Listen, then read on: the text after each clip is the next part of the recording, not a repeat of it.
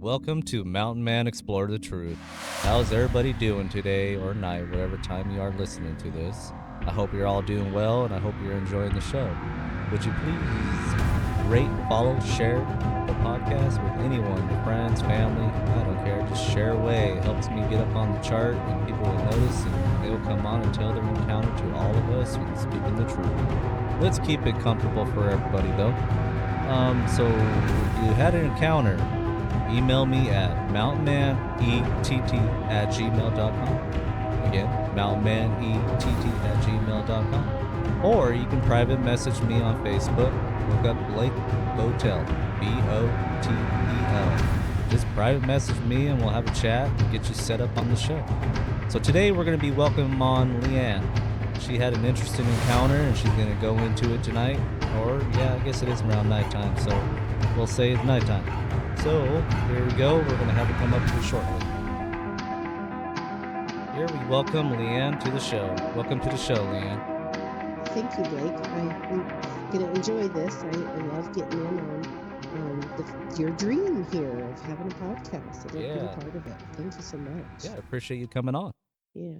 We can go ahead and get into whatever you want to get into first. Oh, you want me to just start right up? Yeah, you can start right up. Okay. Okay. Well, to start with, I was born in 1967, so the whole Patty stuff happened when I was a tiny baby in diapers, so it wasn't part of my life. My family didn't talk about it. I didn't really know anything about Bigfoot or Sasquatch. Just wasn't in my brain. I don't like to watch scary movies, so I just have never been into, that kind of stuff. And I've hunted and fished. I have a lot of brothers. I'm the youngest of the family.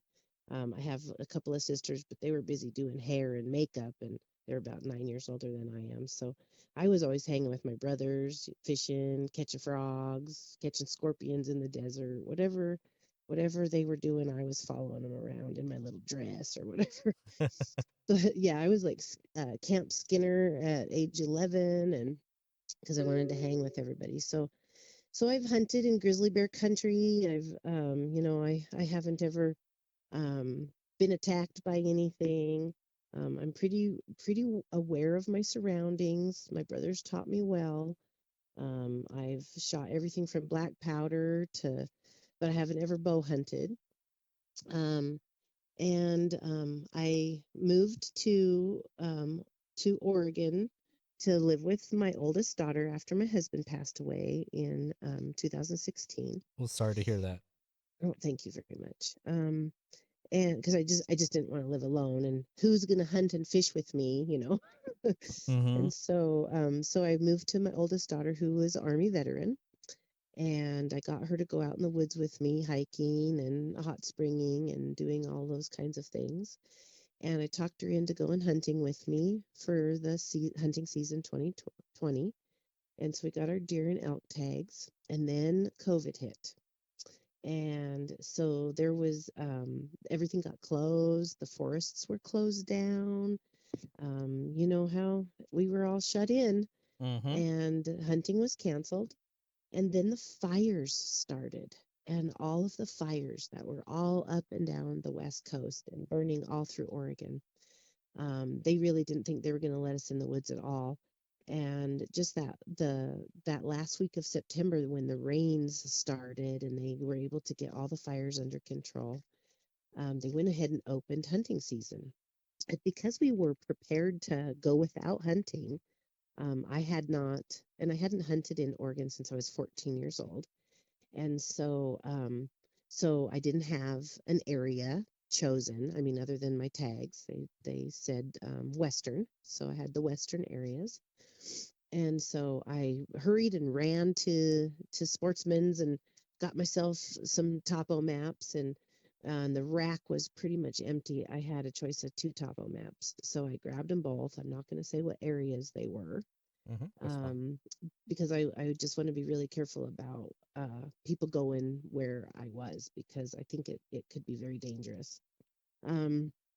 So we basically flipped a coin on October 2nd, and we went north. And so we were We were up around somewhere near Crater Lake, and we it took till about, let's see, we were driving, we're heading for the hunting area, and there was nothing but closed from fire crews here, signs and barricades and through everything. And because it was in an area I wasn't familiar with, I wanted to go to a national forest campground. I wanted to go to a Forest Service campground where there was a vault toilet and I could have a little home base, and we could branch out from there, and I could get a lay of the land and explore the hunting area with the topo map. And it was 10:30 at night by the time we got to a campground that was open. And we drove in, and there was no one there. We were the only ones there. And I'm kind of a little bit of an older woman, so I like to be close to the potty. Mm-hmm. So we took campsite number one, and it was right across the little road from the vault toilet. And we were pitching the tent by the headlights of my truck, 10:30 at night. We just threw our bags and our bedding and our dogs in the tent, our rifles, and of course our handguns that we carry for, that added protection. And we just decided to set up camp in the morning and just go ahead and go to sleep. So we went to sleep right away, tired, long day.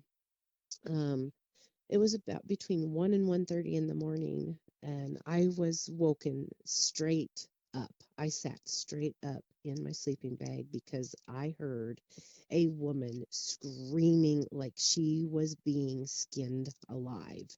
It was the most frightening screaming I had ever heard in my life.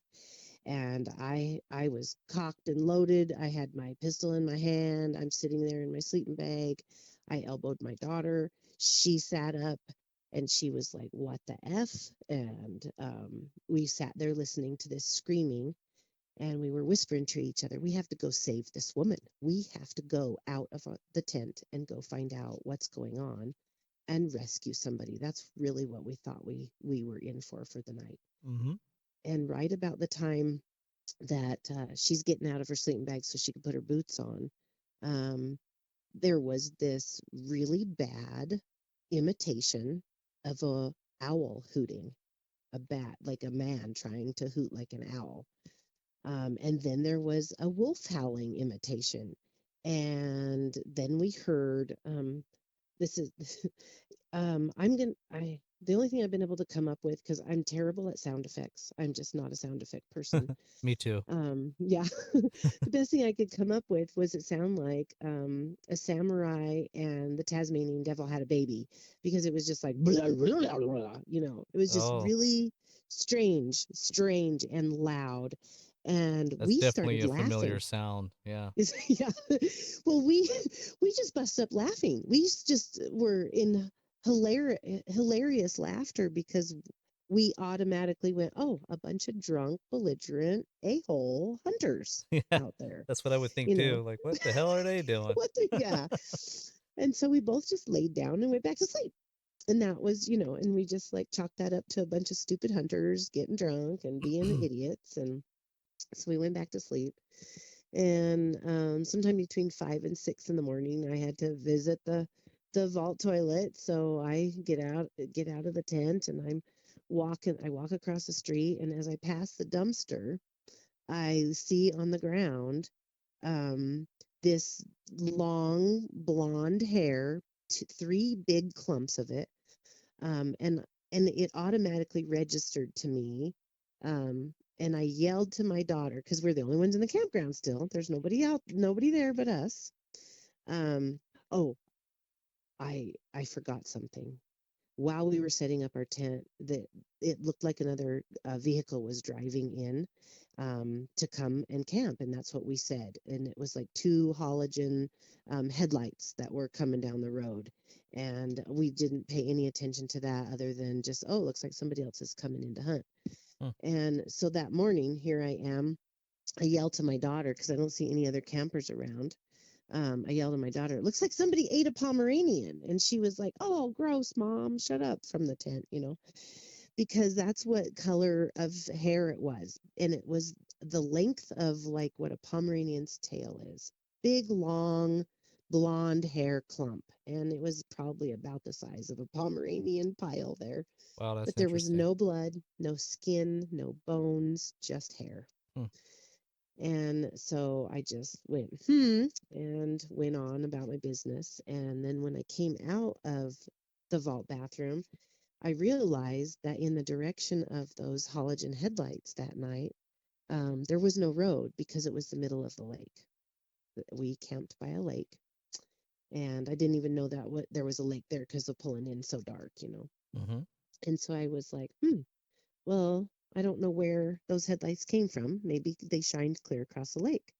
You know, chalk that up, and we went ahead and set up camp, and then I got my topo map out, and we're standing there and figuring the lay of the land, and we decide we're gonna drive the perimeter of this lake, and then we're gonna go up to the highest. We're gonna drive the roads, the fire roads up the highest peaks, and check everything out. It was a day of just exploring and scouting the area to see if we could see deer sign because it was deer season first, and so as we're driving, we end up at the top of this, and we're not noticing anything. There's no deer. We're not seeing any wildlife at all, which was really strange to me. Um, since the fires didn't burn the area that we were in the hunting, it burned up to all the way around it, on three sides, but it wasn't burnt in the entire area that my topo map was covering. So I was feeling pretty fortunate, you know, and I thought for sure that there would be tons of animals in there running from the fire, Yeah, you would think so, huh? right? And there just wasn't any. Well, we drive up this Forest Service road to the top of the highest peak in the area so that I can look out and see what I'm dealing with from above. And we pass we passed this old fire road that was blocked off so a vehicle couldn't go up it anymore. So I made a mark on the topo map that we need to walk up that fire road, and see what the heck's up there, you know. And so we do our driving. I make a lot of marks on my topo map. I'm getting myself all set up for the next day, and my daughter's like, "Ooh, let's go down this road over here." So we head down this random road that we weren't planning on going, but we just had so much more time and daylight left. And as we're driving, I noticed that the trees on both sides of this two-track dirt Forest Service road, um, all the trees on either side are bent over into each other across the road, like archways. And I That's was interesting. and I was like, okay, so this area has really weird weather patterns. I wonder what the snow is like up here because I'm thinking I've never seen anything like this before. It has Mm-hmm. to be snowpack, like it must be really heavy weighting these trees down. Because I mean, we're talking a quarter of a mile of these trees bent over into each other that are trying to block the road. But I'm in a four-wheel drive truck. I'm in a Dodge that is for hunting, and I'm just driving through stuff, you know. Doesn't matter. I can scratch up my truck. It's not a big deal. I'd rather be putting some blood in the back, you know. And so we were commenting on this, lots and lots of this, and then we come out of these bent trees, and there is a big log laying across the road, and so we couldn't go any further. We decided to get out of the truck and take a walk. And so we're like hiking around, looking at things, and my daughter, she's off on one side of the road and I'm off on the other side, and we're just looking for any kind of game trails, scat, any sign at all, so that we can mark it on the topo map of whether this is a good place or not. And she calls me on my walkie-talkie because we are with radios. She calls me and she's like, "Hey, Mom, you got to come over here and look at this really weird tree." And I was like, "Okay, so this is like stuff for good blonde jokes because I am blonde and so is my daughter. Just to let that out there because this is part of this entire hunting season. We now laugh at ourselves constantly because we were so clueless. So I get the directions from her. I get over there. By the time I get over there, she's standing and she's looking straight up in the air. It's about a 30-foot tree. And I look up the line of the tree with her, and I'm looking at, and I was like, I've never seen branches like that before. This big old bundle of branches on the top of this tree. And this tree is barkless and it's just gray, bleached gray. And I was like, that's a dead tree, but I don't understand because it's wider at the top and narrow at the bottom where it's in the ground. And I was like, I've never seen a tree like this. And so we're scratching our heads and we're looking at this tree. And I'm like, I don't have a clue what kind of tree this is. I have never seen a tree like this. And we walk away from the tree. And we never speak of this tree again until like a month later. And we don't even talk about these bent trees over the road that we have to drive through. We're not even discussing the log laying on the road, because these are the things that happen in the forest. You just so we get back to the truck, we have to back out down those bent trees, and about that time we get back, we decide to go back to camp and have some dinner and whatnot. And so let's see. So the next day, we decide to go up where that fire road was blocked, and so we hiked in on that fire road all the way to the old burn, and the trees on the top of this mountain were about 3 to 5 feet tall of the new growth trees, and you could see this big bowl of burn that it just burnt this big horseshoe shape off the top of this mountain. And there was still a tree line up a little bit higher, but not much of a tree line. And so I said, well, let's scout this. Let's look for a game trail. Let's see what we can find. And so we're hiking all the way to the top of this road first, and then when we came back, we were going to look for this game trail. So as we're hiking down this old fire road, these deer, a doe and a fawn, pop out of the trees, and they walked right towards us on the road. And we just stood there looking at each other. We just froze in our tracks. Yeah, that's I've never cool. had that happen either. And they were probably close enough I could spit on them. They just stood there looking at us and then looking back into the trees and looking at us, and their tails were twitching and their ears were twitching, and the mom and that baby stayed right there near us, and it was the first deer we had seen in the here we are in day 2. Mm-hmm. And so we're just staring at each other, and we're still standing there frozen because we don't know what to do with this. And so she finally says, let's just walk and see what happens. And so we continued on our walk up this fire road, and they followed us. We walked right past them. We could have touched them, petted them as we walked right by. We walked right past them, and we continued up the road, and they followed us. Wow, that's cool. They followed us all the way to the ridge of this mountain we were walking up, and then they ran as fast as they could down the other side. And so we were like, that was weird. And we were both smiling because we were like, that was the coolest thing. That was just weird, and that was really cool. Yeah, that sounds like a And pretty so cool experience right there. right, I know, it's like I've never experienced anything like that before.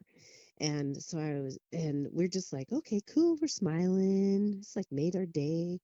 We continue up to the top, and we're looking around everything, and I can kind of see where about 10 feet in the tree line there is like it looks like a game trail. I'm like, oh, that looks like that could be a game trail. that they're using. Let's go explore that.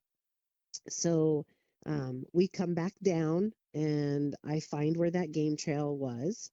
And my daughter's like, I don't want to climb over all that deadfall. She's like, you've already wore me out. I'm just gonna go sit on this dead log over here by the fire road, and you can come back and get me when you're done exploring this game trail. Okay, so I'm going up this game trail, and I'm thinking, gosh, these are some there's some big freaking elk in here, because this game trail, it's about 4 feet wide in the trees and about 10 feet tall. There are no limbs. The tree, you can tell there is something moving through here all the time. These limbs are gone, they're broken off. But there is massive deadfall all on the forest floor that I've got to climb over. They're big enough trees, I'm climbing over them. And I get to this really muddy spot, and I don't see no tracks. I see no tracks, and I climb over this tree, and in almost a mud puddle, there's really muddy. I see this really strange track, really strange. Um, and next to this track is the pile of bear scat. So I don't see any bear track. I see this really strange track, and it's interesting because my phone was in my back pocket. I could have taken my phone out and taken a picture of this, um, but I didn't, and I don't know why I didn't, because it would have been a normal thing for me to do, to take a picture of a strange track I have never seen before. Mm-hmm. So if you take your thumb and your index finger and your middle finger, and you fold your pinky and your ring finger in, that is what the track looked like. It was 3 toes, and to me, I was thinking ostrich. That's how big it was. I was thinking Wow. there's an ostrich in here somewhere loose on this mountain in the middle of Oregon near That'd Crater be Lake. pretty interesting right Yeah, there. right. And it's next to a pile of bear scat, which I know was bear scat. Mm-hmm. And so I just stood there staring at the scene in front of me for I don't even know how long. And that's when I noticed that the forest was dead silent. There was no sounds. I couldn't even hear the wind blowing through the leaves or the trees. There was nothing. And so I was looking around, and all of a sudden the hair on the back of my neck stood up. And I was like, okay, I need to get out of here. So when I was climbing back over the fence, or not the fence, when I was climbing back over the dead tree, the big log, and it was a large log. It was probably laying on the forest floor. I probably had to climb over about 2.5 feet. So it was a very large diameter tree that was laying there. And I climbed over, and as I climbed over, then I saw next to the mud puddle on the side where I had started was what to me looked like human feces, only it was the size of beer cans. And I was like, okay, so a bear would never poop near where a hunter had pooped. So so I was like, okay, this really is a strange scene to me. There's a really weird print right there. There is 2 piles of scat here.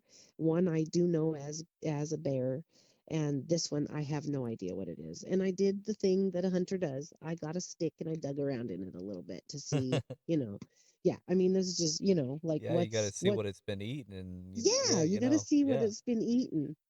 Yeah, and there wasn't any hair. There wasn't any hair, so I know it wasn't like wolf, or I mean, there just wasn't. And so then my hair stood on the back of my neck again, and I had this really bad uneasy feeling. It just was like really loud, leave and get out of here now. And so I just like stopped digging, dropped the stick, and I headed out as fast as I could back the way I came, and went and got my daughter. And I was like, I just saw a weird print in the mud, and I don't feel good, and we need to go home.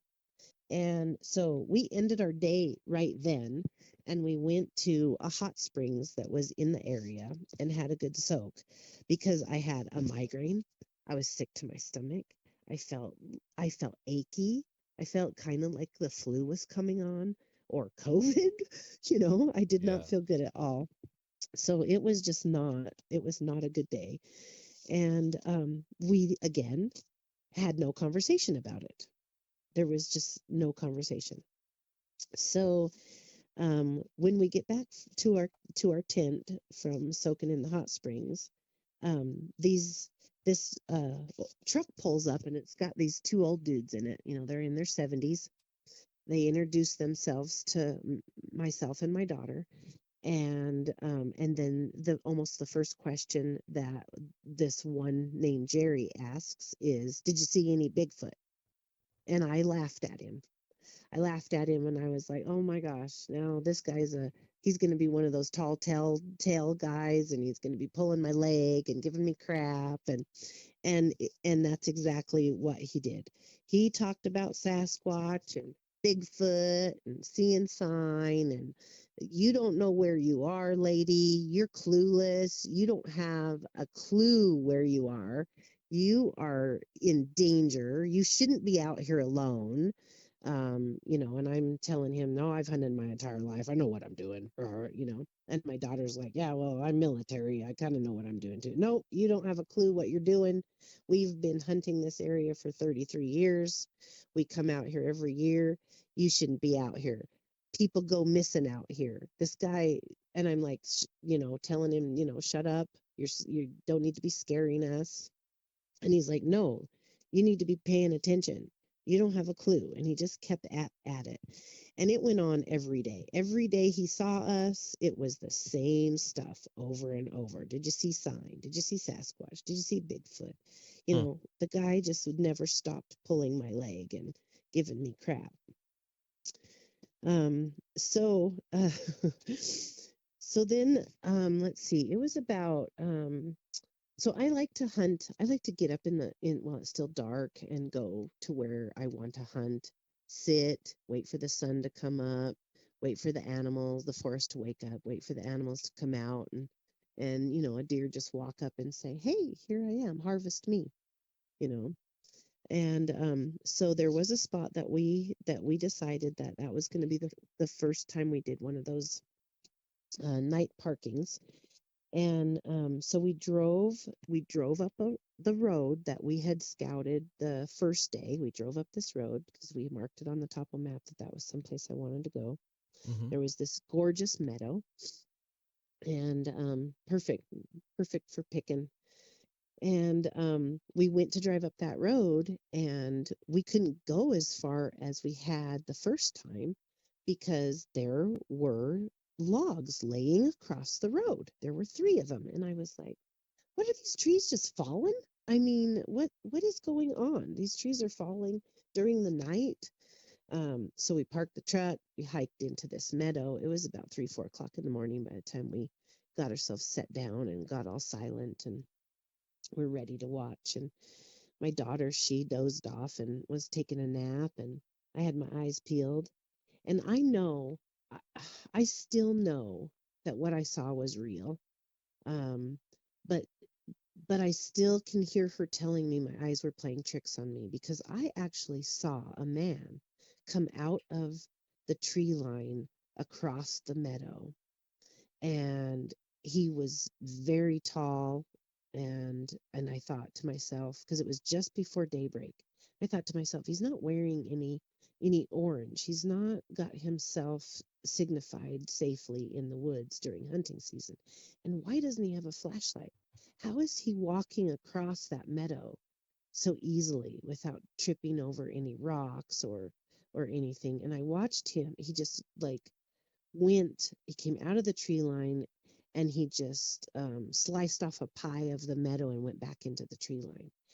And I saw it was just this black, dark figure because it just wasn't light enough to show any features. But I saw a man walk, and it was in the dark. And so when Chantel woke up, when I nudged her awake as the sun was coming up, She was like, "No, you were just staring in the darkness too long, Mom. Your eyes were playing tricks on you." Okay, and I bought that. That's good. Okay, you're right. Yeah, That's that probably could happen, exactly. but It it definitely absolutely. sounds like you saw something. I know. Well, now I know I saw something, but Mhm. at the time agreed. Yes, my eyes were probably playing tricks on me because I was awake in the dark and had yeah. So so that was just so the sun came up. The sun came up. We sat there till like 9:30. Nothing came into the meadow for us to harvest. So we hiked back out. And as we were hiking back out to go back to where I left my truck, two doe and one fawn pop out of the trees onto the road in front of us. And they are walking in front of us in the same direction we are walking in. And my daughter and I are looking at each other like, what is going on? Now we have this again. This is happening again. And they keep twitching. Their tails are twitching, their ears are twitching, and they keep looking over into the trees, the where the meadow was, that on that side of the road. They keep looking Mhm. over and looking over their shoulder, seeing if we're still behind them, and then they continue to walk. And we are just like, what is this? Is this some kind of magical place? And I'm like, why They didn't must we have get doe felt tags? they Yeah. must have felt safe with you, you gals, Well, so, and we're carrying rifles. We are absolutely hunting. And I don't and we neither one of us had doe tags. Mhm. So there was nothing we could do, other than, oh, let's just follow this family out. And when we got to the truck, they took off really fast on the road past my truck and kept on running. And so it was just like, and another thing we don't talk about. We just continue on with our day. So we um we drive to another area that we wanted to go and check out because we kind of saw this island out in the middle of this water area. And it looked like there were a lot of smashed down from what we could see across the water. It looked like there was a lot of smashed down grass. So I was thinking, elk were bedding down in there. Mhm. And so we wanted to go to that area and hunt that, or at least scout it out, see if we could see some nice elk pellets, so I could prepare for elk week. And we climb across this log that goes across the water, and we get onto this island. And it's like some kind of weird nests on this little island. We didn't understand what they were. I was like, I don't know what animal builds a nest like this, where it was wallowed out in the grass, and then there was boughs and branches and things kind of woven into the. It was just the strange. I was just like, I don't know what this is. She didn't know what this is. We decided to leave this island right then. I didn't want to walk around into these nests and disturb whatever animal, to make it unsafe and put human smell up in there. Mhm.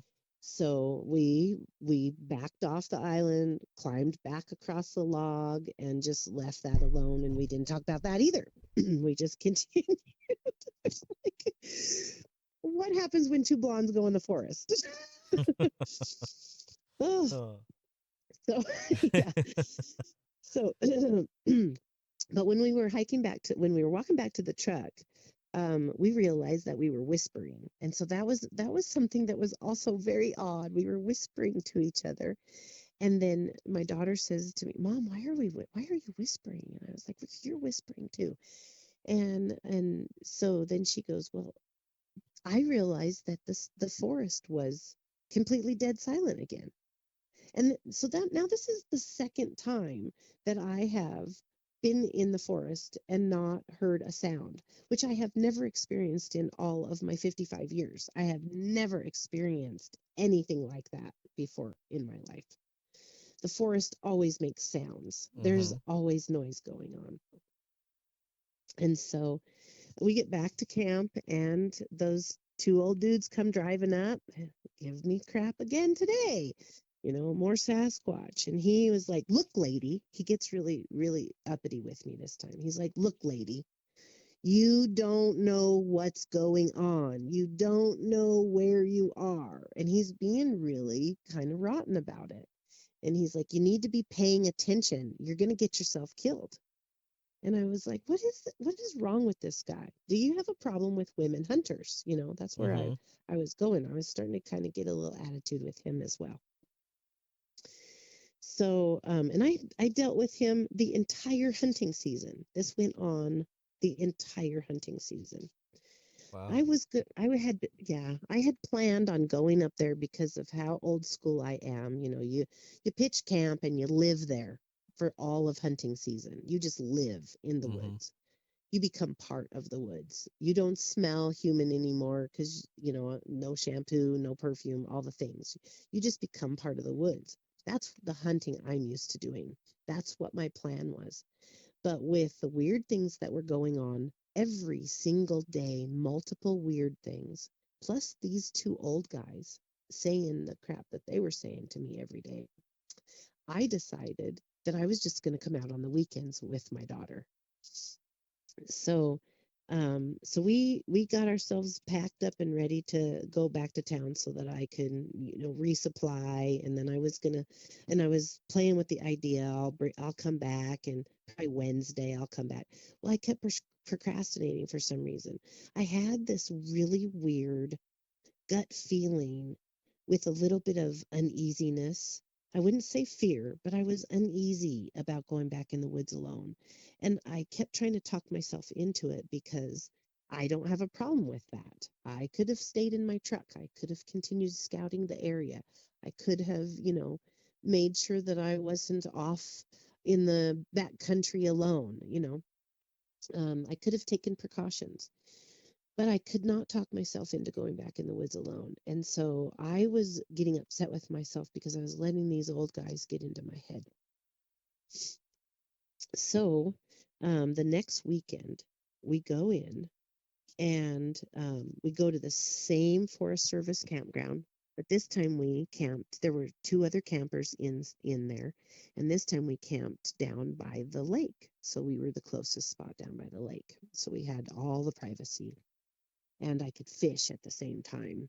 When I wasn't when in the middle of the day, I would fish while instead of hunting. Mm-hmm. And so the very first night, we were pitched in the tent, and it was probably about 10:30, 11. I was still awake. My daughter was asleep, and I thought it was an elk. She, however, knew it was not an elk.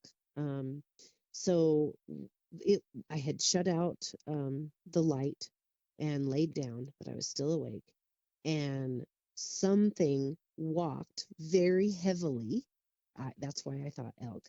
Very heavily tried to walk by our tent, but tripped over the guy wire that was attached to her corner of the tent where her head was.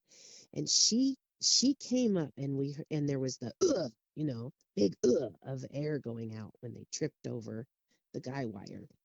And she screams out in her sergeant voice, because she was a sergeant in the military. She got very sergeanty, and she screamed out, "What the hell is going on out there?" And everything went dead silent.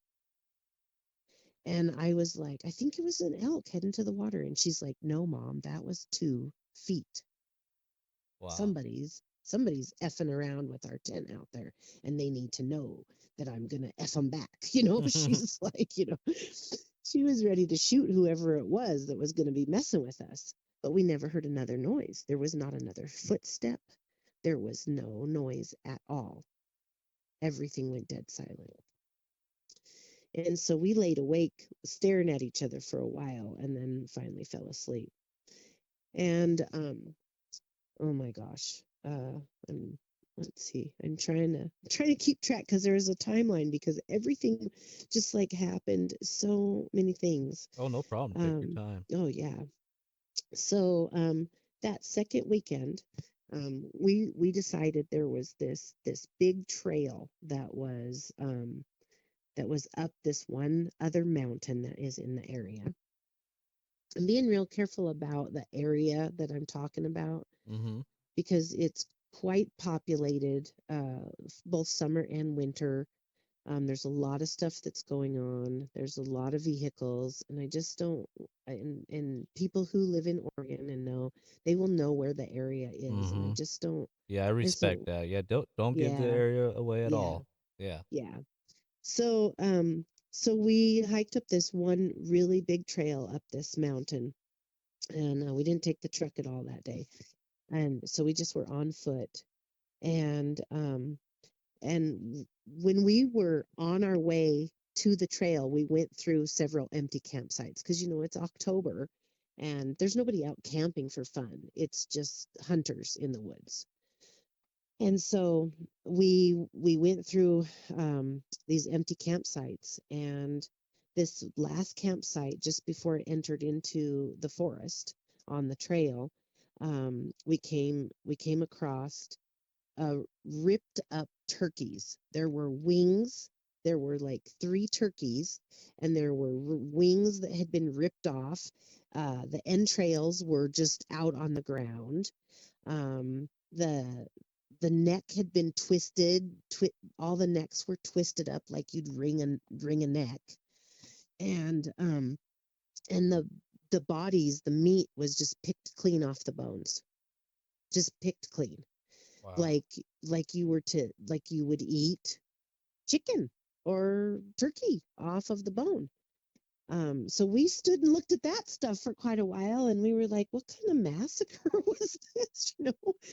And my daughter's like, "Maybe they were devil worshippers or something. I don't know. It was I mean, something we were just definitely different with that, compared to right. an animal tearing it apart, correct? Yeah, it was because all the feathers were on the wings, and the wings were just. It was just like they'd been ripped off of the animal and tossed aside. Mm. So it looked like a human would do it Yep. kind of I was situation, waiting for you to not a say wolf. it. Yes, not a wolf. That's why my daughter went with devil worshippers or something, Mm-hmm. because it wasn't an animal ripping it apart. It wasn't like that at all. It was the entrails were not torn up, they were just tossed on the ground. The entire guts were just tossed on the ground. Hmm. And yeah, so it was just, and it wasn't tossed in a pile, they were just like tossed out of the bird. It's just, it was really, really strange. Yeah. And yeah, and so we just like, oh wow, this doesn't look good, and it doesn't feel good in this campsite, let's get out of here. So we continue hiking and hunting, and we go up to the it was down by we go up a hill, and then we went down into this what do you want to call it, like a swamp area, real wet with watercress and all the delicious things that are in there, that lots of swampy deliciousness. And on the other side of this deliciousness, which we did not step in, we stayed up on the dry part. But on the other side, I noticed that there were these trees. Some were broken, and some had the root balls still on the end of them, and they were like saplings. And they were woven in bigger trees, like I don't tiddlywinks maybe is what the game was. There are all these sticks that you just throw out, and they become this big jumbled mess. Mm-hmm. And so there's these sticks that were just these trees that were just pointing in different directions, but they were holding each other up in the bigger trees, and about 10 to 12 feet in the air is how high they were. And we stood there looking at that for a while, and all I could come up with was a microburst. I was like, holy cow, it is some crazy weather in this area. you know, You're, if you could just picture these two blonde hunters in the woods looking up at these trees going, oh boy, they got some weird wind here. It, Yeah. I tried to come up with a natural reason for every weird thing we experienced. I mean, it just had to be natural because I don't know what else it could have been, You you had to know? come up with some kind of reason what it could Yeah. be, huh? Yeah. Yeah. I don't blame And you, or I agree with you on that. I've done a couple situations in the woods where I'm like, it was probably that. yeah, exactly. And then just walk away from it, Yeah, and then you think Yeah. back. once you get more into it, you're like, what Well, if that was, I yeah. don't know, you know. Yeah, when So, my daughter and I talk about it now, all we do is laugh through the whole experience, which is a lot different than when the day I left the hmm woods. Um, so here we're looking at these woods, we or these trees up there in the trees, and we just shrug that off and continue our hunting, and we go about our day. Everything's great. We come back around the other side. We took the trail, and I had the topo map with me, and I was like, hey, if we cut through here and do some bushwhacking, we can go around the other side of the lake and hike that whole other side of the lake back to our campsite. So we decided to do that.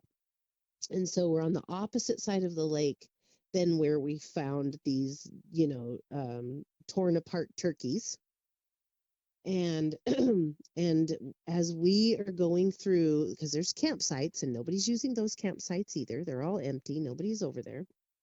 And the very first campsite we come in out of the trail, or out of the bushwhacking, very first campsite we come into, there is a broken in half spine that is lined up perfectly to fit together, laying right next to the fire pit.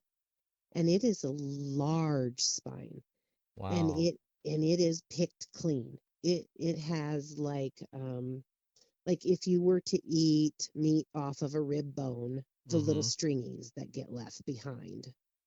But nothing red, nothing fresh, dried, um, but clean.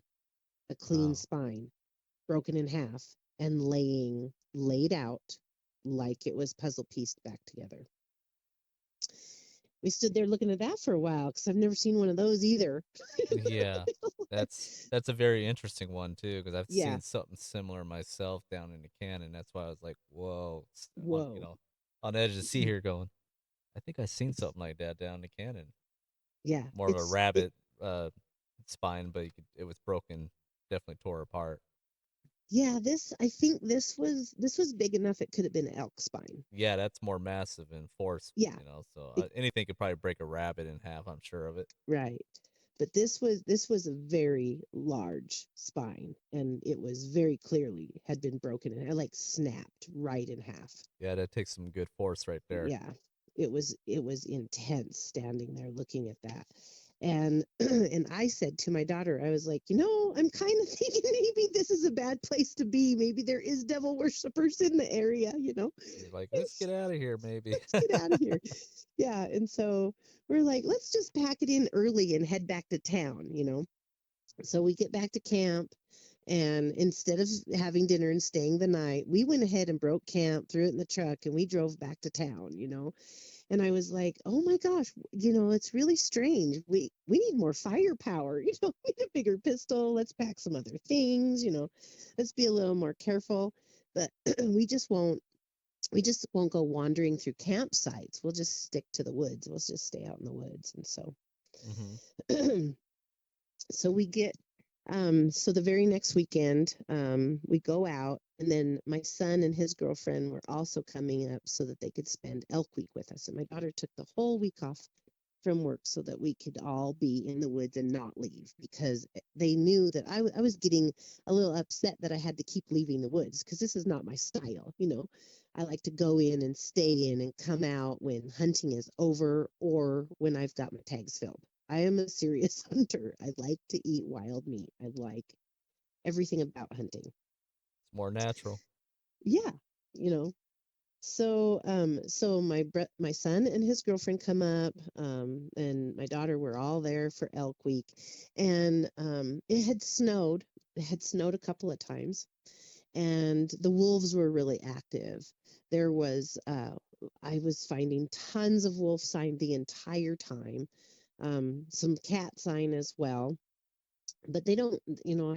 I have a healthy fear of those animals, and I make sure that I am aware of my surroundings, and I'm hmm not going to get jumped on by a cat. Yeah, You know, I I definitely experienced that out here. You definitely got to be aware of your surroundings you when it do comes to those you cats. absolutely, yeah, you have to hmm um So we could hear, and I had seen the sign, and because I had traveled either on foot or in my truck, pretty much the entire perimeter and crisscrossed across this hunting area on this map.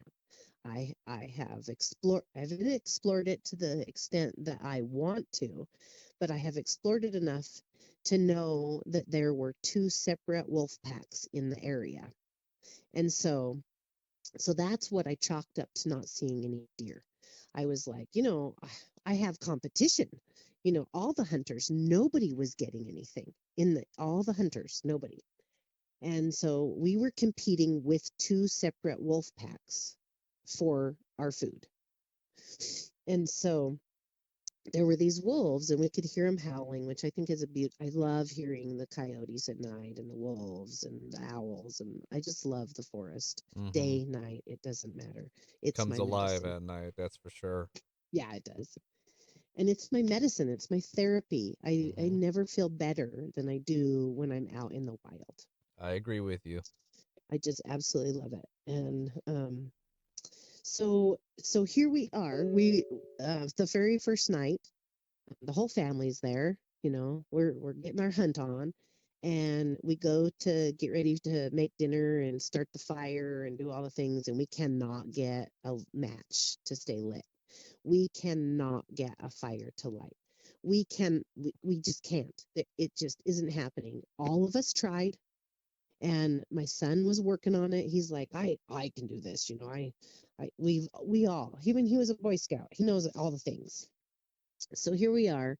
Nobody can get this fire lit, and it's not raining. It's not moist. There's nothing going on that would cause it for us to not have a fire. And so he's bent over the fire, and us three girls are working in the little outdoor kitchen that I've got going on. And he's working on trying to get this fire lit. And we hear this beautiful bugle coming off of the hill behind us. And we all are just like, we look up and we're just listening to this bugle. And in the middle of this elk bugle, it chokes and goes silent. And all these kids, they have eyeballs bigger than I've ever seen. And they all turn to me and they're like, what the, you know? Mm-hmm. And I was like, remember, there's wolves in the area. A wolf probably just grabbed him by the throat. Let's just continue, and they buy it.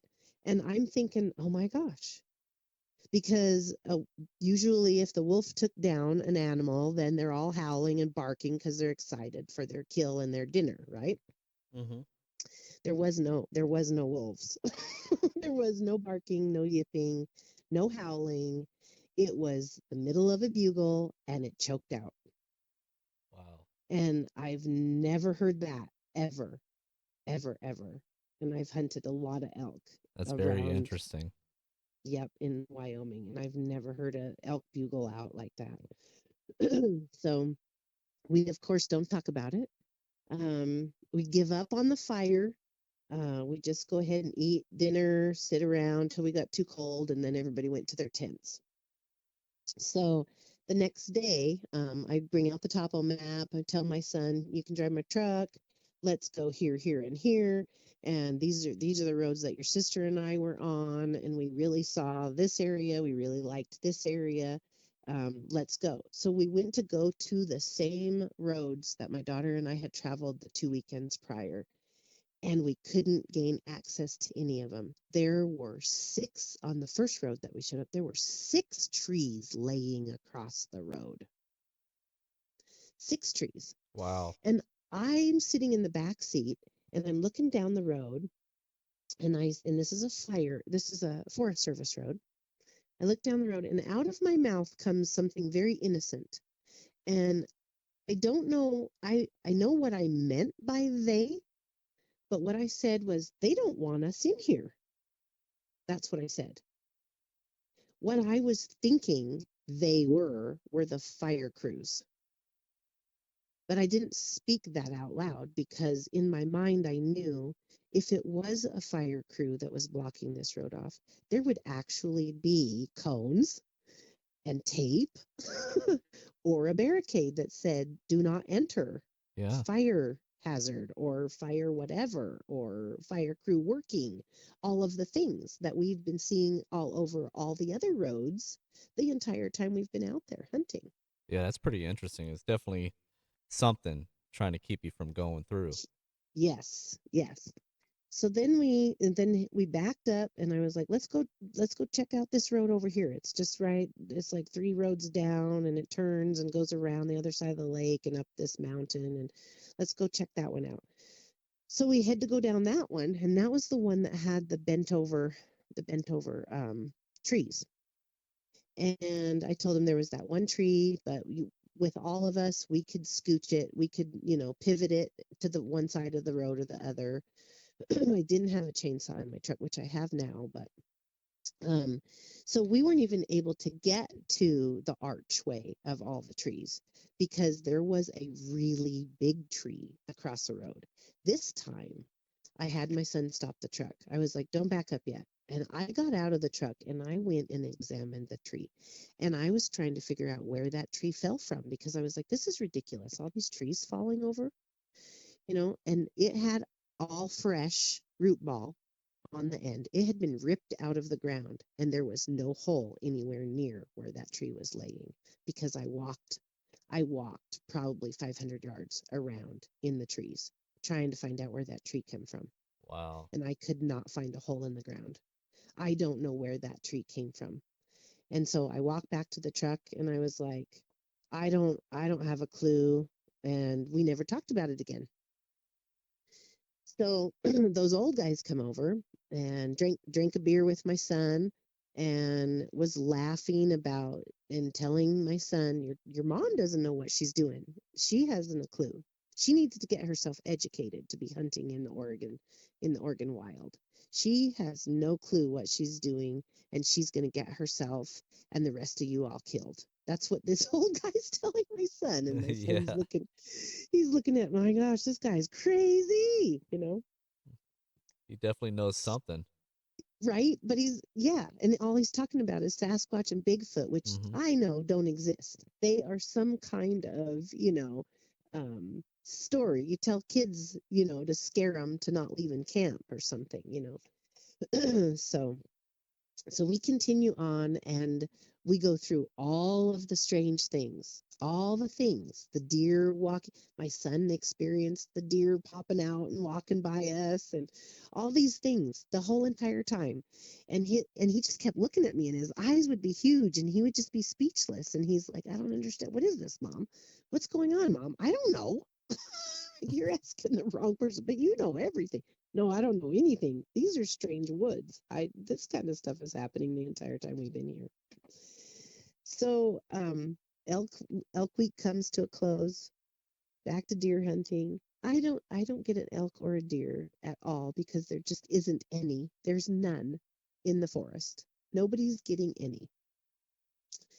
So, my son and his girlfriend go home, and my daughter and we pack up and we head back to town, and I decide I'm going one more weekend. um but this time I did have guts enough, and so I went out on Wednesday. I pitched my tent because I just was so determined to get a deer. I needed to hunt and I needed to get a deer and put it in my freezer. Hmm. And so the last weekend I'm out there hunting. That hunting season was from October 2nd to November 4th, and it is the 28th of October, and I am um sitting in my tent, and a Forest Service, a ranger, drives up, and it's the only one I've seen the entire month. I mean, I know I wasn't out there every single day. I was only out there on the weekends, but he drives up on the 28th of October, and he hands me this piece of paper and he tells me, you need to be out of the forest by tomorrow. We're closing the forest. I was like, what do you mean? Is it on fire again? No. We're closing all the campgrounds. Everything's getting closed down. All hunting needs to cease and you need to be out of here by tomorrow. And I was like, great. Okay. All right. Well, that made it easy for me. I guess I'm in a tent. I'm easy. I can pack up. I've got all day tomorrow to hunt. If they're going to close it tomorrow, I will hunt until the sun goes down. And so those old guys, they come over to where I'm at, and they're like, this is strange, we've never had anything like this happen before. This piece of paper was posted on our fifth wheel trailer door. And so we sit around and we discuss how strange this is, that everyone was posted that they had to leave the forest. Have you ever been kicked out of the forest? No. I've never been kicked out of a forest before. No, So that I've been in a situation myself up a wildcat here, and we got told to leave an area one time by a forest ranger, and we weren't sure why or the situation. We asked, but he's like, "We're conducting something right now. You guys need to turn around." And I'm like, "Hmm." And we're gonna come back up there the next day, and then they had the road closed off. So that was interesting. see, weird things happen in Mm-hmm. Oregon. Yeah, it sounds like it. Yes. Because I So, never could figure out why they did that. Because it was they actually put a log that you could tell was man cut and put it there. So that was interesting. yeah, see, that's just strange. I'm still scratching my head about it because I still don't know why, but I mean, I kind of do know why. Mm-hmm. So, so I'm hanging out with the old dudes, and I decide this is my last night. I'm never going to see these guys again, and I'm going to tell this guy to f off. I'm like, listen here, jerk. You know, and so I'm like, it was very rude of you to try to scare me and fill me full of all that crap every Mm-hmm. day. I'm sick of this. You need to know this is who I am. I'm experienced. I've hunted in grizzly territory. I know what I'm doing. And he's like, no, you don't. You don't have a clue. You don't know what's in these woods. And I was like, well, why don't you tell me? And he's like, I've been trying to tell you. He's like, I'm telling you, you need to listen to this podcast that I listen to, and it will educate you. And I was like, I don't listen to podcasts, blah, blah, blah, blah. And he's like, I mean it. You need to listen to Sasquatch Chronicles. And I was like, okay. And he's like, no, you really need to, lady. If you want to survive in the Oregon woods, you need to get educated, and you need to get educated fast, because all I see is you dying. And I was like, okay, I'm done with you, and I'm going to go back to my tent. And they spent the rest of the next day packing their site instead of hunting, because they had fifth wheel trailers. Mm-hmm. So it took them all day to tear down and get out of the forest. Me, 30 minutes. My crap's in the truck, and I'm hunting. And I spent Ready to the roll. entire day, yeah, ready to roll. Exactly. I spent the entire day hunting. And when it was getting time, I was watching the clock. It was getting time that I wanted to go from this one highway over this mountain to the other highway to go home and hunt the entire way home. So, and I have the truck for it. So I drove over the mountain, and I did it very slowly. And I pulled over several times and parked, got out, and went walkabout. And I was out hiking and hunting. And the very first time I stopped, I was in an area, no cell service. This is like, I'm in the back country on the top of a mountain. There is no cell service. I had no cell service for 6 hours. So the first time I pull over, I get out of my truck and I do my walkabout, and I'm probably about a mile away from my truck. And I get hit with this gut wrenching, like I'm gonna throw up and poop myself at the same time. Have you ever had that kind of gut wrenching, Oh yeah. emotional? Oh yeah. Yeah. And so I was like, oh my gosh, and I'm like, I gotta hurry back to the truck. I left my paper in the truck. So I'm thinking, well, if worse comes to worse, I'll just find a bush. But here I head back to the truck, and I was able to hold myself together to get to my truck. So I put my hand on the door, I opened my truck door, I go in for my toiletries so that I can take care, and it all left my body. Like the feelings were gone. And so I was like, what? That's interesting. So I got in my I was like, okay, I'm just going to drive. I'm going to continue driving. Maybe there's a vault toilet up here or something, because I've never been over this mountain. I don't know. There might be campsites or who knows what, you know. So so I continue to drive. I'm doing like 10, 20 miles an hour, because I'm still kind of hunting, And I'm feeling good, and I decide I'm gonna pull over again. So I pull over, find a nice place. I'm gonna go hike this little ridge over here. So I start to hike up that ridge, and I get hit with that gut wrenching again. And I was like, oh my gosh, what is wrong? And so I head back to my truck. And I think the same thing. I might have to stop on my way. I might not make it to my truck. Get to the truck. I open the door. Feelings are gone. Okay, this is really weird. All right, I'm getting in my truck again. I'm going to continue driving down the road because I don't know what's going on. I stop 2 more times. The second time, and it happened both times. Same exact emotional body gut response. Um, the second time, so it would have been the fourth time. The fourth time this happened to me, when I was driving, I realized I was gripping the steering wheel to where I had white knuckles, and all of a sudden I burst into tears. I knew what being afraid in the forest was at that moment. I was like, oh my gosh, this is fear. I'm having some kind of strange physical fear in the woods. And so then by the time I got off of that mountain, I was sobbing because the woods are my therapy. The woods are where I go to rejuvenate and and release all of the negativity or any kind of emotional stress responses. I go to the woods, I go to the trees, I go to the water. I camp, I fish, I hunt.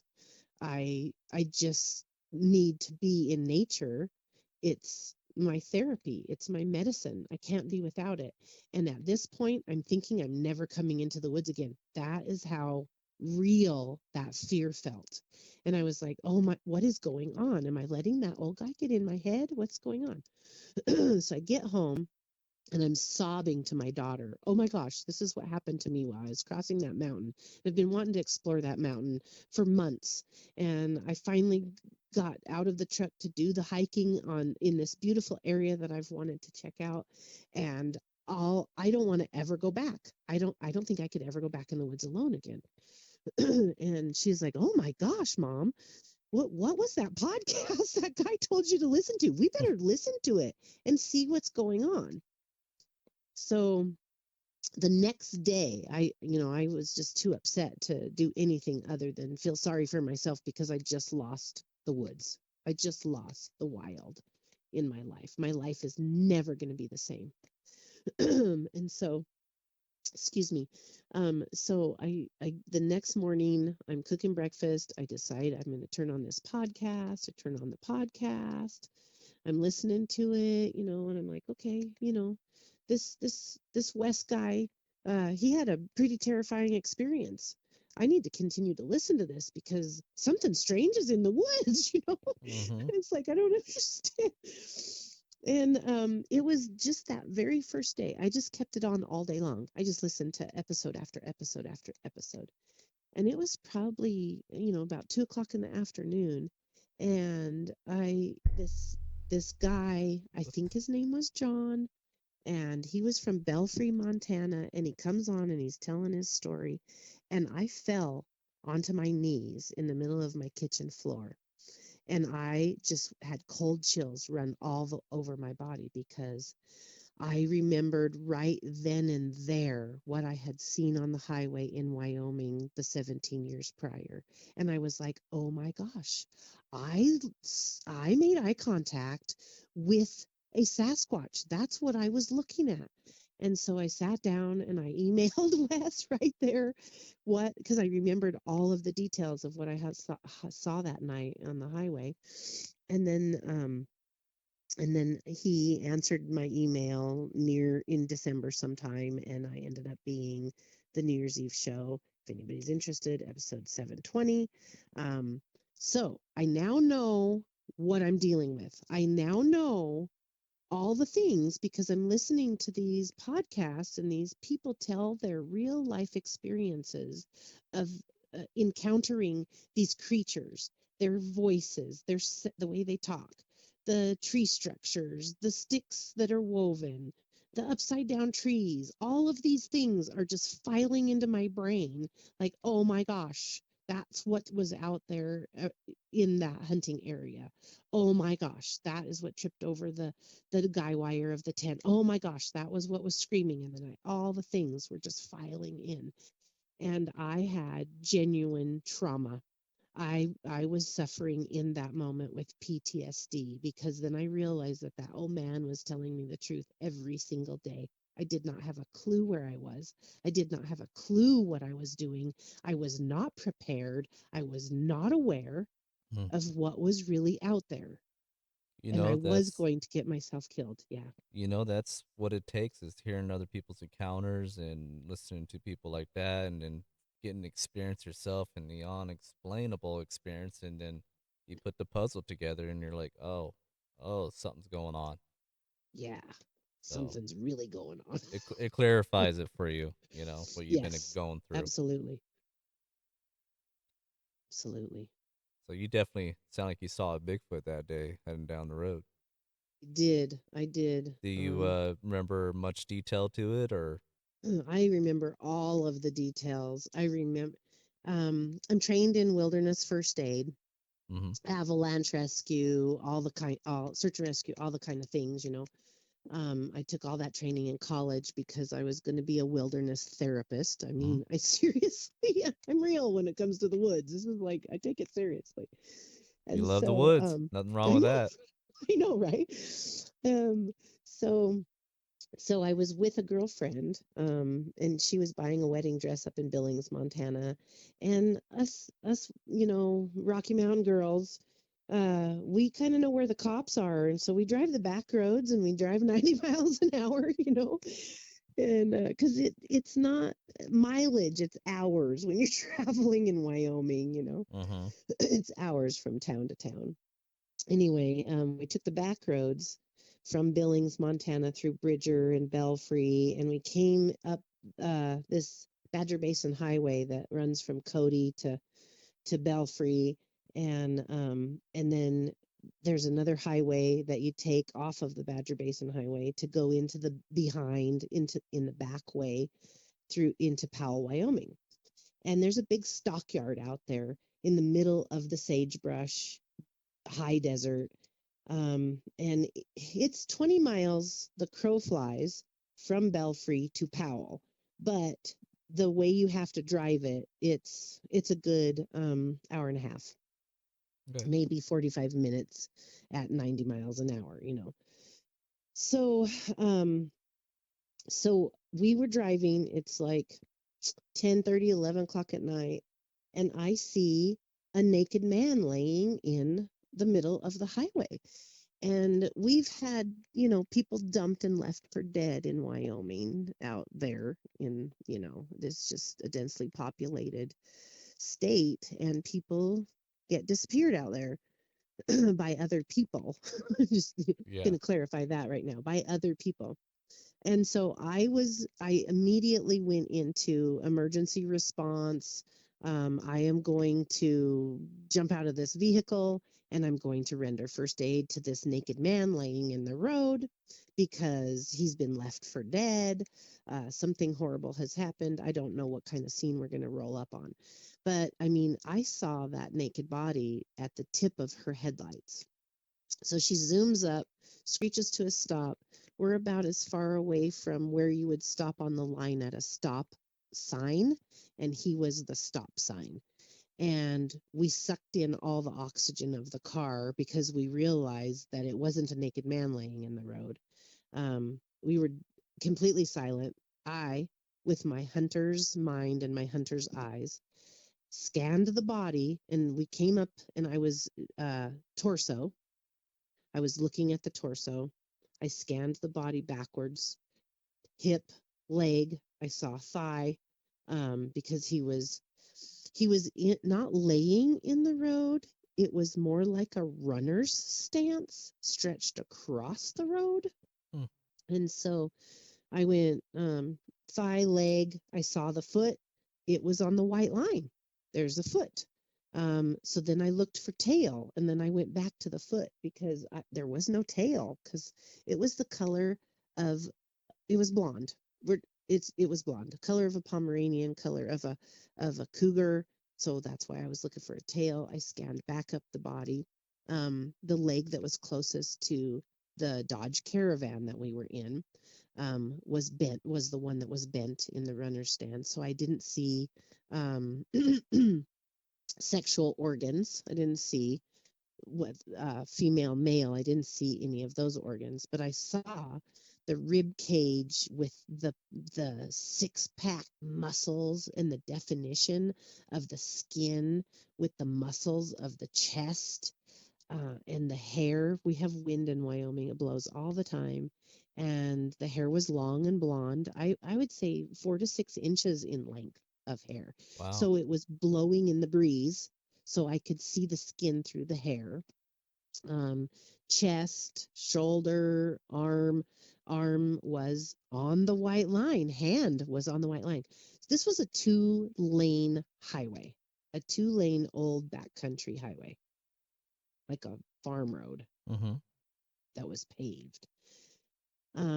So he was all the way across that 2-lane road. Wow. And I remember when I looked up at the head, the face, um, the creepiest thing was the Cheshire mouth, the mouth of the Cheshire cat, just grinning with that huge mouth and those teeth. And they were square teeth. They weren't shaggedy, monster teeth. They were teeth like what we have, us humans. And I remember those golden eyes, just right straight into eye contact with those eyeballs. And the funniest part was his head. It, his head and facial features. Every time I see the Muppets, that's what I see. I see his facial features and his head on that little Muppet guy, the animal who plays the drums. Hmm. He has different teeth, but it was he was shaped like that. The face was like that. The mouth was like that. And then he was just gone in one movement out of our headlights. Just gone in one movement. Wow. And I am like, oh my gosh, what was that? What was that? What was that? And she's like, I don't want to talk about it. I don't want to talk about it. And I was like, oh my gosh, was it an alien? My mind, because I didn't know Sasquatch or Bigfoot. It wasn't in my Mm-hmm. vocabulary. It wasn't in my life. Nobody talked about it. So are you I saying Leon or sorry, Leanne, are you Yes, saying that it got up quickly and took off or did it just go? it's just one fluid movement. Wow. Oh, out of our headlights, off of the road. Wow. to my right. I was passenger, and it went to my right. Its head was on that side of the road. It just went forward off of the road out of the headlights in one movement. It was just gone. Interesting. It seemed like it happened pretty quickly like boom, It did. gone. Yeah. It It seems didn't it like seems to happen a lot in, when people run into a situation not sure what it is and then boom, it's gone. It's just gone. Mhm. It didn't disappear in the puff of smoke, or fade out in like cloaking, or some people have seen that kind of Yeah, predator there's thing. it's It definitely was some nothing interesting. like that. It was just on the road, grinning. And I know now that I have listened to so many stories on Wes's show, and now on yours, that I have come to realize, um, that it was grinning at me. It wasn't baring its teeth, and that is an emotional difference. Mhm. And when I very first was looking at it, I was thinking alien. or we do have in the town of Powell, there is an old Air Force base, and there still is hot barbed wire and that razor wire on it, and there's still guards out there. If you go hunting too close to the fence, they will come and visit you. So there is something at that airfield or that Air Force base. And so my mind went to like legit a government experiment that maybe escaped, right there. Because I didn't have a space for Bigfoot or Sasquatch in my mind, You you could be know. on to something. There's a lot of theories on it. People say, there could be some experiences. People, in a lab who never know where they are messing with these, beings of No, Bigfoot. So, no, you never know. We're not going to know until we know. We're mm-hmm, just not going to know what they are, why they are, I nothing agree with about you. them until we know. Yeah. Yeah, because a lot of people are gonna keep guessing and calling them an ape or whatever. My opinion, I think they're more than an ape. I think there's something else, and I don't know, but that's my opinion. I think they definitely have more like human like features, but I agree. something I different agree. there. That's for sure. I agree. I think that they have intelligent thought process. Mm-hmm. Because now that I had my experiences in 2020 hunting near Crater Lake, and then I have had experiences every other time I've gone in the woods, and I started really carefully. I didn't get out of my truck. I just did drives across mountains and on Forest Service roads. But I now am seeing the bent trees and the twisted trees and the broken trees and the elbow trees and the tree structures, and I am having experiences every single time, um like your guest Claude, the Claude stories, Mm-hmm. right? Mm-hmm. How he said that he thinks he's been marked. I also think I have been, because they know about them now, and they they because I know now they're everywhere. They're everywhere. No, I definitely could believe that. I think Claude and you are possibly definitely Mark. It's what it sounds like because you're And I starting to think that experience more now too, and you're more yes, aware. So, yes, and I don't think you're trying and to be disrespectful to these things either. yes, and So, that is one that's really important point right there, because the very next time I went into the area to go to that hot springs, and I had my daughter with me, and we were hiking to that hot springs, and I heard I heard something in the brush above us on a ridge, and I spoke out loud, "Don't mess with us. We are just going to soak in the hot springs. We love your woods just like you do, and I need to be in the woods. Please don't scare me." And a big rock, probably about the half a size of a basketball, just came and it was lobbed up in the air, and it came down on the road behind us, like wow. about 50 feet behind us, and thud right in the middle of the road. It did not roll off of the hill or the cliff. It was lobbed into the air and thudded on the road in the middle of the road. And so it startled me, made my gut feel like I got punched in the gut, but it felt like confirmation to me that it understood I wasn't going to damage its forest. I mean, I just kind of felt that way. Mm-hmm. I was still afraid because I don't want to be ripped apart. I don't want to disappear. Mm-hmm. I I, I want to be left alone. I think But you, if you show these things respect, I think some of them will show respect back. But I think they're like humans. I think some are bad, mhm, and some are good. You know, yes, that's what I've been saying. I think so some also have mental illness. Some could be serial killers. yeah. Some could be rapists. Mm-hmm. Some, could be wife beaters. I mean, I just believe that the more and more that I am experiencing in the woods, and the more I'm hearing of other people's experiences, that I feel are true experiences, I Mm-hmm. think they are like a people of sort. Absolutely.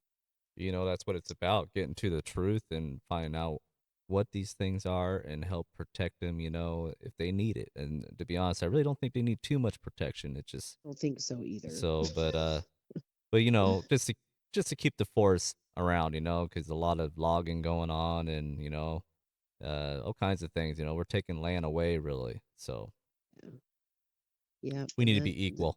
So well, I really don't want them moving into my house. yeah, that's what could happen if we keep going. Right. They're gonna start showing up, on your property. So Yeah.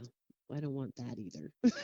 yeah. I don't Well, know, well, but Leanne, your encounter's very, very. At least you figured out it was an encounter that you saw, that a Bigfoot, yes. and leading up to it, it was very detailed, and you paying attention to all these things that happened to you that are most likely Bigfoot related. So I like how Most you were likely. really Hmm. detailed to it, and I believe that you were experiencing a lot of Bigfoot situations like some people do and don't realize it until you Hmm. put the puzzle together. But Yep. And that it is. It's like a puzzle mm-hmm. because if you don't know what you're seeing, you say, "Oh, must be weird weather patterns." Yeah. Yeah. I don't know what kind of tree that is. Mm-hmm. Well, Yeah. I'm gonna probably end it about right Okay. here. We're hitting almost an hour and a half, which is really awesome. I really enjoy hearing every detail you were telling and having a discussion with you. And I'm gonna definitely have you come back on sometime and we can get into more discussions on why Okay. they should be protected and if there is a government cover up or something else going on. I really like to have a conversation with you about that because I could tell you'd be interested in talking to. Yes. Thank you so much, Blake. I've enjoyed this, and I do have more stories and more experiences now that I've been out in the woods, and I have also seen um, the vehicles of the men in black at the area that I saw that Oh wow. Sasquatch that night. Yeah. Yeah, we're definitely gonna have you come back. We'll Yeah. have to talk about that. Absolutely. I've definitely seen Yes. some similar things myself, and had myself, wondering, But Yep. yeah, let's just end It's it here, real. and I'll definitely Okay. bring you back. All So I right. appreciate Thank you you so coming on the much. show, and I hope you continue to listen and stay connected, and we'll do that. Absolutely, I will. Thank you so much. Thank you. Well, I'd like to thank Leanne for coming on the show. I really appreciate her time telling us about her experience all the way to verify her encounter. I really appreciate her coming on. If you like what you heard, please rate, follow, share. Keep it going, guys. Share it with anybody, friends, family. I don't care. Just share it. You can find me on Spotify. You can find me on Podbean. You can find me on other apps, I believe. If you don't see me on there, message me and I will get myself set up there. So, if you had an encounter, please email me at mountainmanett@gmail.com. Again, mountainmanett@gmail.com. Or you can private message me on Facebook. Look for Blake Botel, Botel. Until next time, guys, let's explore the truth together.